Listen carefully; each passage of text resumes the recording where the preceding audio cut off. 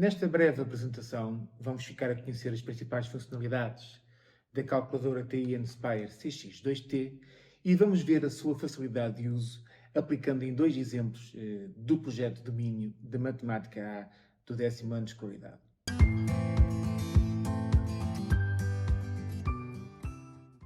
Se eu quiser efetuar um cálculo ou um gráfico rápidos, basta-me clicar na tecla dedicada para esse efeito e, clicando sucessivamente, eu alterno entre o modo de cálculo e o modo de gráfico e rapidamente posso fazer aquilo que me interessa. No entanto, a máquina é muito mais versátil do que apenas estes dois modos e tem páginas dedicadas para muitas outras tarefas que são mais completas do que aquele modo rápido que vimos há pouco. E então, basicamente, a lógica de funcionamento desta calculadora passa por clicar no botão Casa para chegar a esta espécie de ambiente de trabalho. Este é o passo que eu considero o passo número 1. O passo número 2 será escolher o tipo de página que, à partida, resolve aquilo que eu quero fazer. Por exemplo, vamos supor que eu quero fazer um gráfico e, após este passo número 2, o passo número 3 será interagir com o ecrã que eu vejo à minha frente, e neste caso está ali a piscar um cursor, naturalmente será para inserir uma função, por exemplo, x ao quadrado menos 2, apenas como exemplo. Faço Enter. E se eu quiser fazer alguma coisa de mais especial, portanto, e não conseguir interagir com o ecrã, que muitas vezes é a maneira mais fácil, por exemplo, se eu clicar aqui duas vezes neste 10, eu posso passar para outro valor qualquer à minha escolha, portanto, rapidamente posso alterar a escala do meu gráfico, mas se eu quiser algo ainda de mais específico, eu clico em menu e faço navegação à vista para ir vendo aquilo que eu preciso. Por exemplo, se eu simplesmente quiser traçar a função para conhecer os seus valores em concreto, basta-me agora clicar nas setas do cursor para um lado e para o outro e, de forma totalmente automática, sempre que há um ponto de interesse, por exemplo, este 0, ele aparece-me automaticamente identificado. Clico em Enter para ir assinalando e assim sucessivamente até tudo aquilo que eu pretender fazer. Clicando em Escape, livro-me da função selecionada e rapidamente tenho, neste caso, os pontos de maior interesse da função. Vamos agora, num outro exemplo, considerar que temos uma amostra de dados bivariados que relaciona, por exemplo, as classificações das disciplinas de matemática e de física e química. A primeira coisa que vamos fazer é, neste caso, introduzir os dados numa página de listas e folha de cálculo. E vamos começar por identificar cada uma das listas A e B com aquilo que se pretende. Vamos supor, por exemplo, que eu na lista A vou colocar as classificações da disciplina de matemática e vou ver de que forma é que, se existe alguma dependência com as classificações da disciplina de física e química A. Teríamos que começar por introduzir os dados das classificações das duas disciplinas. E agora, para obter o diagrama de dispersão ou número de pontos, eu vou clicar em casa, portanto, sempre o mesmo procedimento. Portanto, passo 1, clicar na casa. Passo 2, escolher o tipo de página, que desta feita é a página Dados e Estatística. E basta olhar para o ecrã para ver que me é pedido para indicar qual é, no fundo, a variável que eu vou considerar como independente e a dependente. Vamos considerar que, neste caso, a variável dependente são as classificações da disciplina de Física e Química e a variável independente, as classificações de Matemática. Obtenho aqui imediatamente o diagrama de dispersão. E uma coisa que eu posso estar interessado em fazer é determinar a reta de regressão deste diagrama de pontos. Para isso, vou clicar em menu e vou seguir os passos que me são apresentados. Portanto, é só ir seguindo por aquilo que, à partida, me fará mais sentido. Portanto, vou começar aqui pela opção Analisar. Aliás, vê-se ali aquilo que representa ser uma reta a ser ajustada consoante aquilo que venham a ser os mínimos quadrados, neste caso, e vou avançar até encontrar regressão linear. Portanto, convém que eu veja sempre as opções que me aparecem, porque não é, por exemplo, esta opção 2, adicionar reta movível. Eu quero é uma reta de regressão e, portanto, vou escolher a opção 6. E agora tenho aqui duas opções que são exatamente equivalentes a 1 ou a 2. E aparece-me automaticamente aqui a minha reta que relaciona as variáveis física, química e matemática nas respectivas classificações. Se eu quiser não visualizar propriamente a reta, mas obter os seus parâmetros, nomeadamente aquele que é o coeficiente de correlação linear, eu posso fazê-lo na página onde estava de listas e folha de cálculo. Vou colocar o cursor numa célula vazia e vou pressionar menu e, mais uma vez, vou avançar passo a passo até chegar àquilo que eu pretendo, que é a regressão linear. E, portanto, vou escolher, neste caso, de forma mais ou menos evidente, a opção 4, estatística, cálculos estatísticos, e cá está, novamente, surgir a opção que me permite fazer aquilo que eu quero, que neste caso é a regressão linear. Vou escolher a opção número 3, vou indicar em cada uma das caixas qual é a variável respectiva, então, neste caso a lista X, consideramos há pouco que seria a classificação de matemática, e a lista Y, a classificação de física e química. Esta opção aqui em baixo é particularmente interessante se eu quiser depois ficar com a função da regressão linear armazenada automaticamente na função F1, para depois, por exemplo, fazer um gráfico independente dessa mesma função. Portanto, resta-me validar com Enter. E cá estão aqui os parâmetros, os mesmos de há pouco, desta feita apenas na forma, vá lá, escrita, e tenho aqui o meu coeficiente de correlação, que neste caso é de 0.977.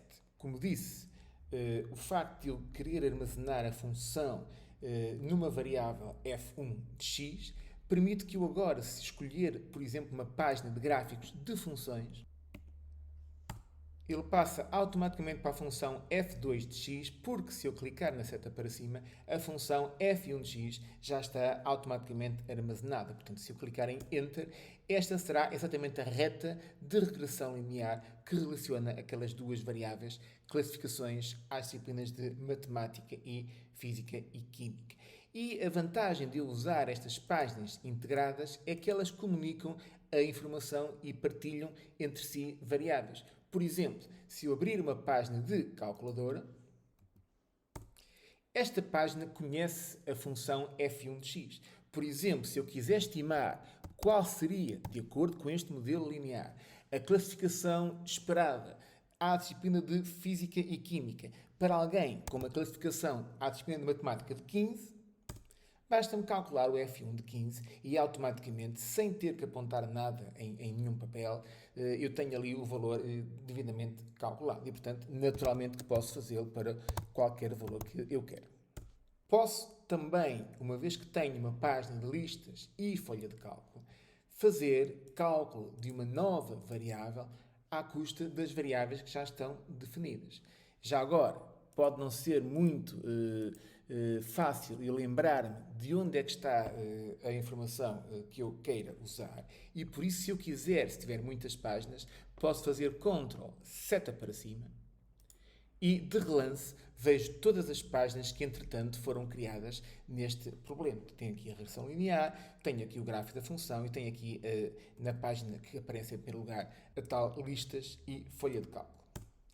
E, portanto, vamos supor que eu queria, por exemplo, ver se há alguma relação entre o diferencial destas duas classificações e a classificação, por exemplo, novamente, da disciplina de matemática. Então, é muito fácil. Eu vou criar aqui uma nova variável, que vou chamar, por exemplo, diff. Já agora, convém que, quando eu dou o nome a uma variável, sejam obedecidas, no fundo, duas pequenas regras. Primeiro, que o nome seja para mim algo de óbvio, portanto vou chamar algo que me faça lembrar o que é que a variável está ali a representar. E depois convém que o nome tenha 2 ou 3 letras pelo menos. Porquê?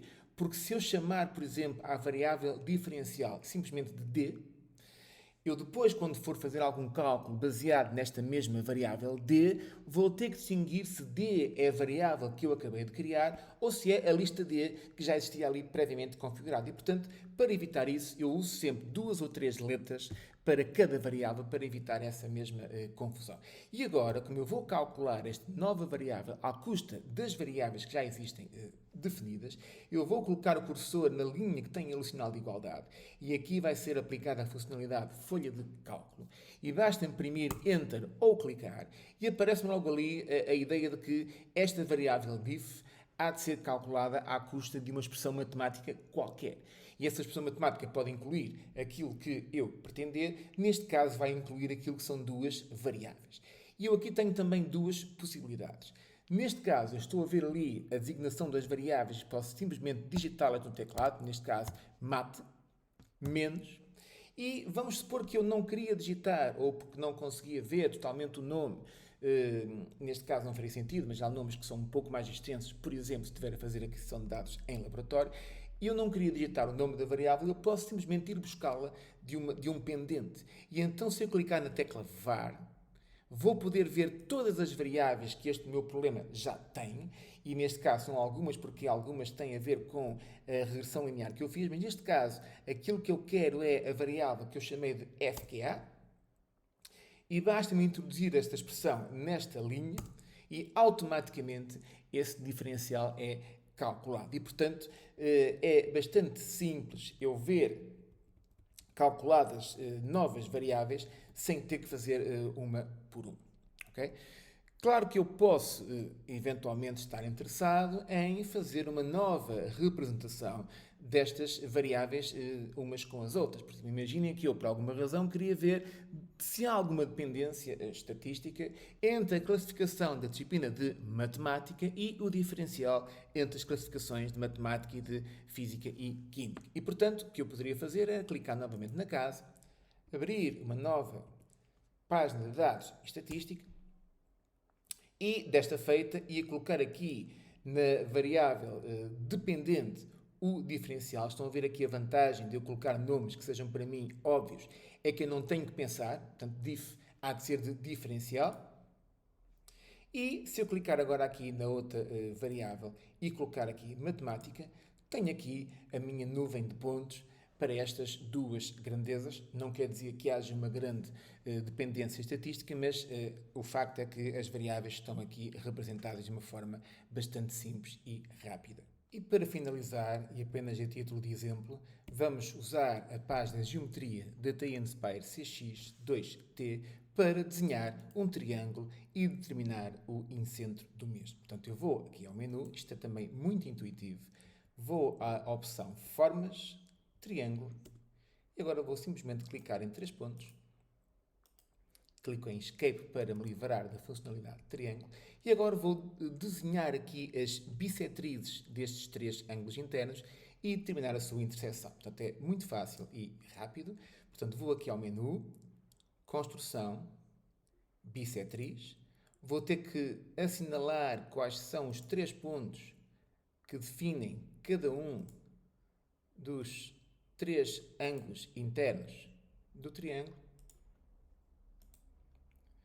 E tenho ali rapidamente representadas as 3 bissetrizes e agora vou criar aqui uma interseção entre estas 3 bissetrizes. Portanto, vou ao menu, pontos e retas, ponto de interseção e basta-me clicar nas retas em causa para ter ali automaticamente representado o incentro deste triângulo. E agora posso movimentar os vértices e a figura adapta-se em conformidade.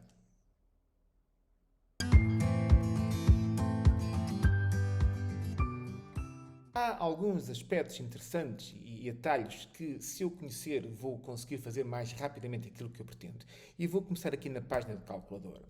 Por exemplo, se eu quiser aceder às funções trigonométricas, tenho aqui a tecla Trig, onde tenho todas as funções trigonométricas que venha a precisar, neste caso sendo de 30 graus. Se eu quiser mudar a unidade de ângulo, basta-me colocar o cursor em cima de onde tem a designação grau e de cada vez que eu clico, alterno entre graus e radianos. É muito fácil mudar diretamente de unidades de ângulo. Um atalho que geralmente dá bastante jeito é o lançar a fórmula de um traço de fração. Para isso vou fazer Ctrl, divisor, e agora já consigo escrever uma fração sem me preocupar em usar os parênteses, que às vezes ficam, de certa forma, esquecidos. Outra função que eu também acho que é bastante interessante é a de editar e colar uma expressão. Por exemplo, suponhamos que eu queria alterar a fração que aqui está e não queria escrevê-la novamente toda. Eu vou clicar no cursor para cima até ficar sublinhado a azul, faço Enter e agora posso alterar qualquer um destes termos para que não tenha que escrever novamente a fração toda que já estava previamente inserida. Também posso usar outros modelos matemáticos que tenho aqui à minha disposição. Por exemplo, se eu estiver numa página de gráficos e quiser inserir uma função por ramos, eu posso inserir aqui o modelo matemático da função por ramos, que é exatamente este que está aqui agora a ser selecionado, e pergunta-me quantos ramos tem a minha função, e agora seria só escrever ali os vários ramos da função, consoante os valores de x para cada um deles. Voltando à página de calculador, muitas vezes eu estou interessado em fazer cálculos que me deem resultados de uma forma mais exata do que este que vimos aqui à minha frente. E então, para isso, há que selecionar o modo adequado de cálculo. Neste caso, eu vou clicar no botão Casa e escolher a opção 5, Definições, Definições do documento, e nestes dois separadores que aparecem aqui a dizer modo de cálculo e aritmética exata, portanto, eu vou colocar o modo de cálculo em Auto e a aritmética exata vou colocar em Ligar e faço OK. Se eu voltar à página que estava a fazer o cálculo, neste caso clicando na opção 4, e se eu voltar a calcular a raiz de 8, já o valor aparece na forma exata 2 raiz de 2. Muitas vezes é esta a opção que em matemática os alunos acabam por ter mais vantagem em ter a máquina, com a aritmética exata ligada, e se eu porventura quiser um resultado aproximado, reparem que aqui por cima do Enter está ali o aproximado, basta fazer Ctrl Enter e o resultado é aproximado da forma que se vê neste exemplo. Vamos ver então como podemos resolver alguns exemplos práticos do manual Domínio do 10º ano de escolaridade da disciplina de Matemática A.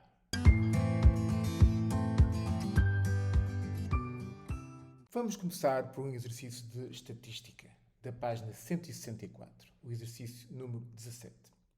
Ora, como podemos ver, temos aqui um conjunto de dados dos participantes nas Olimpíadas Portuguesas de Matemática de uma escola e vamos começar por inserir estes dados numa página de listas e folhas de cálculo. E, portanto, vamos selecionar a página em questão e vamos, antes de mais, atribuir uma legenda a cada uma das listas A e B. Portanto, na lista A vamos chamar, por exemplo, de idades e na lista B vamos colocar a frequência de cada uma das idades que surge.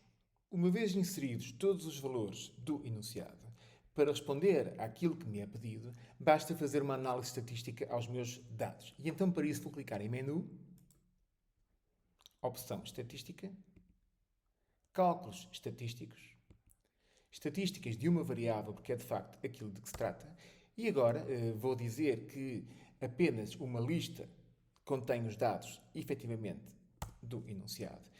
E agora aqui nesta caixa vou dizer qual é a lista que tem esses mesmos dados. E, portanto, vou clicar na seta para o lado direito e vou escolher para a lista que tem os dados que eu denominei de idades.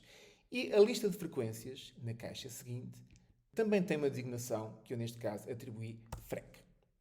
Para validar toda a informação, basta imprimir Enter e aparecem-me aqui calculados todos os valores que me são pedidos. Neste caso, tenho aqui a média e era-me pedido para dar com duas casas decimais, portanto será 14,47. Continuando a descer com o cursor, tenho aqui o primeiro quartil, também é pedido, que é 13. Tenho a mediana, que é 14. Tenho o terceiro quartil, que é 16. E para vermos a moda, ou seja, o valor com maior frequência absoluta, basta olhar para a tabela e verificar que esse valor é 14. Agora, para calcular as medidas de dispersão solicitadas, resta-me ir a uma página de calculador, posso clicar em casa e adicionar uma página de calculador, e agora vou calcular aquilo que me é pedido. Ora, a amplitude é a diferença entre o valor máximo, que é 18, e o mínimo, que é 12, e que dá, então, 6. A amplitude interquartis será o valor do quartil 3, que é 16, menos o valor do primeiro quartil, que é 13, e o resultado será 3. Para visualizar agora o diagrama de extremos e quartis, Tal como disse há pouco, vou usar o procedimento habitual. Portanto, passo número 1, clicar na casa. Passo número 2, selecionar o tipo de página e neste caso é a página de dados e estatística que faz gráficos com os dados que constam na página de listas e portanto vou escolher esta página em particular e vou agora interagir com o ecrã antes de imprimir menu. Eu vou clicar, aliás como diz aqui, eu vou clicar aqui em baixo no eixo dos X para selecionar qual é a variável que eu quero ver representada, que é a variável idades. Okay? E agora, como quero um gráfico de extremos e quartis, e ele não está aqui à minha frente, eu vou ter que ir ao menu para, selecionando uma das opções, escolher o tipo de gráfico. Ora, não poderia ser mais óbvio. A opção 1 diz exatamente isso, tipo de gráfico, e eu vou escolher, e agora diz ali a opção 2, diagrama de extremos e quartis. E posso, como eu disse, interagir com o gráfico, por exemplo, posso clicar e arrastar, posso fazer aquilo que eu pretender, e se eu passar com o cursor em cima de cada um dos pontos, eu vejo que aparece-me ali em legenda aquilo que cada um dos pontos representa, ou o valor, portanto 18, 17, ou um caso particular, que é o caso do quartil 1 ou 3 e mesmo a mediana. E temos aqui o nosso diagrama de extremos e quartis rapidamente construído.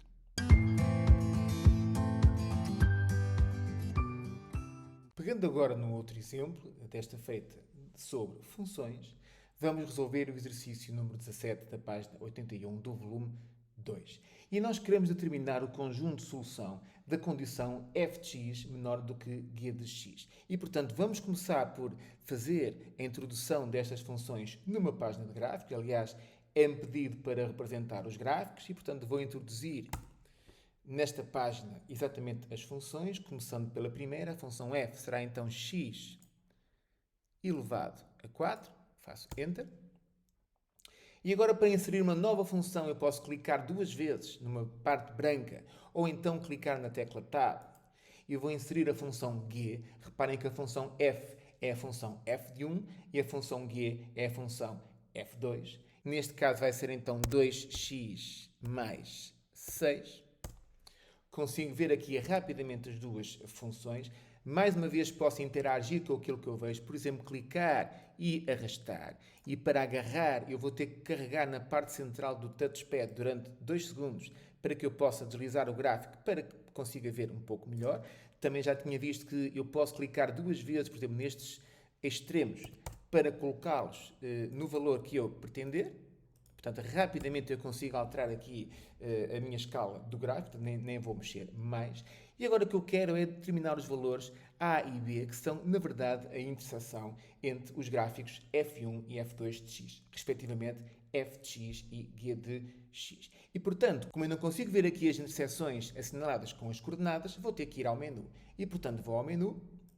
E aquilo que eu quero é, de certa forma, ver à lupa os dois gráficos, portanto, analisar para detectar, neste caso, quais são as coordenadas daquilo que se chamam as interseções. E, portanto, vou escolher a opção 4 e depois vou ver o que é que me é pedido para fazer para chegar a essa tarefa. E reparem que aparece aqui no canto inferior esquerdo limite inferior, quer dizer que eu vou ter que colocar este cursor algures à esquerda das interseções que eu quero. Eu vou clicar algures por aqui. E agora, para o limite superior, resta-me deslizar no touchpad para a direita. De cada vez que eu passo pela interseção, ela é-me mostrada, basta-me carregar Enter para que ela fique registada. E agora vou repetir o mesmo processo para o segundo ponto. Portanto, analisar gráfico, interseção, limite inferior, limite superior, Enter. E cá estão os meus pontos. E, portanto, quer dizer que o valor de A é menos 1,35 e o valor de B é 1,76, tal como me era solicitado. Resta-me agora agradecer a atenção e desejar a todos muito sucesso com a calculadora TI Inspire 6x2T e o projeto Domínio de Matemática do 10º ano de escolaridade.